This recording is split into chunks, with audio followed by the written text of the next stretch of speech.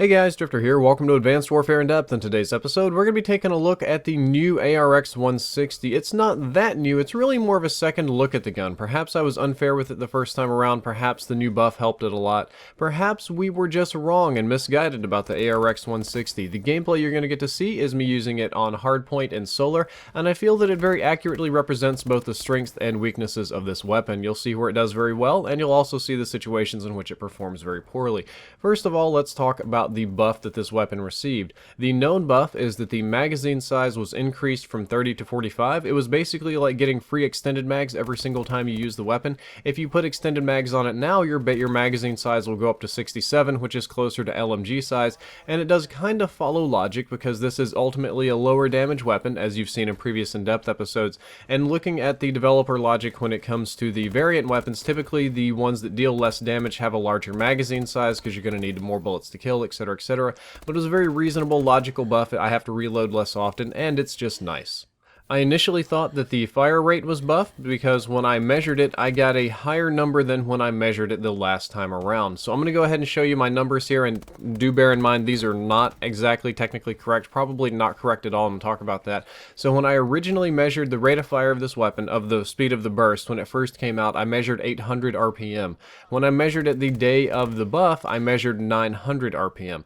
That's not a very big difference. That's like 12, 13 kind of percent right there. And honestly, that could be capture card error, that could be my personal mathematical error, that could be hand rounding. There's a lot of different things that could account for that small error. However, when I saw the 900 RPM, I thought, hey, this gun got a small rate of fire nerf buff, that's great. And I also thought it might have been a critical thing, because guns can't actually fire at 800 RPM, that's kind of like the SN6, and 900 RPM is kind of like the MP11, and I have a personal bias toward the 900 RPM number, because that's usually my cutoff where I separate the low and high rate of fire weapons. However, talking to Marvel 4 and people on the Den Kirsten forums and other gamers, etc., it seems that the rate of fire did not change. There was no buff or alteration to the rate of fire. Rather, it was just my measurement error that changed. So I was completely incorrect saying there was a rate of fire buff. And honestly, it always fired pretty quickly for an assault rifle, and maybe I just haven't used the gun in so incredibly long. I was taken aback by how quickly it was firing when I measured it. So again, it did not receive a rate of fire buff, but I haven't used it in so long it felt like it did. You're seeing a lot of my personal biases and failures in this episode, but it is important to talk about. Burst delay is 0.167 seconds on console. Technically it's 0.1 seconds, but after you do all your weird stuff with frames and whatever, that's what it turns into on consoles. But that's the same as all of the other burst weapons in the game, with the exception of the AMR-9 because that got a little buff. It's got a smaller burst delay now. The damage on the ARX-160 is completely unchanged. The profile uses discrete numbers instead of a linear decline. It'll deal 35 damage up close, which is a 3-shot kill, 32 at medium ranges, which is a 4-shot kill, and 20 at long ranges, making it a 5-shot kill at the longest of ranges. So at medium and long ranges, you're going to need 2 bursts to kill. This is completely unchanged to the same as before, but the question is, what about the range? The number one reason that we didn't use this gun is because the range was so low, and that unfortunately has not been changed at all. The ARX still has very low, what I'll call 1-shot kill potential range, and I'm going to go ahead and show you a clip from the original in-depth of that range because mathematically it hasn't changed and my assessment of it hasn't changed one bit since producing that episode. Surely I can kill somebody in one burst at this range, right? I can just shoot him and he'll die? I mean, this is like shotgun range. This is like pistol range, and it still won't kill you in one burst. I have to get this close to somebody to get a kill with one burst. Everything else is going to be 2 bursts, so it has the proper amounts of damage, but the range is just absolutely mind-bogglingly pitiful. And there you have the biggest flaw of the weapon. The weapon has a lot of great things going for it, but that range is just, I have a hard time working with that. However, using it without these sort of preconceived notions that I had before about the range, expecting a big buff or whatever, it felt much better to me. And I was thinking about why, and then I realized that's probably because this is the most accurate assault rifle in Advanced Warfare. Maybe the Mark 14 is better. If it's not the most accurate, it is still absurdly accurate. It is extremely, it's more accurate than the IMR IMR at long ranges.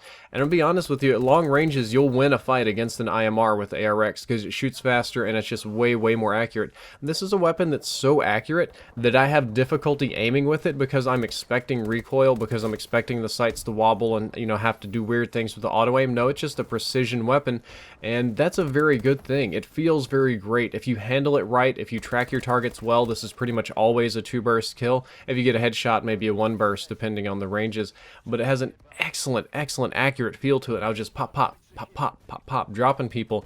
And I was thinking, is this gun buffed? Is this gun better than it used to be? This could be viable for competitive. This could replace the IMR that is being used.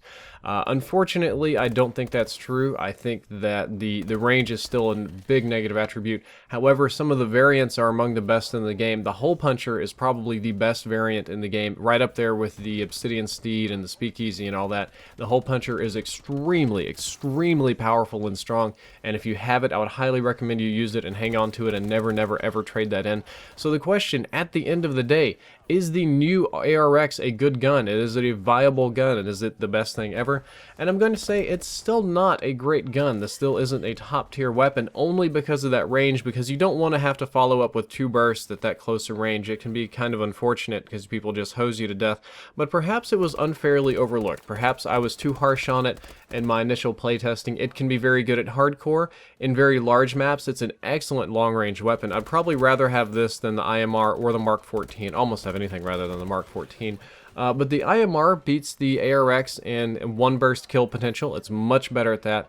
Most of the other weapons have better ranges, and this is just not a close-range weapon. You're really going to struggle with this one up close, but you'll do super well far away. So I do feel perhaps my initial assessment was a little bit critical of it, but I don't think you guys are going to break out the ARX and just start dropping DNA bombs all over the place. I don't think that's how it's going to go.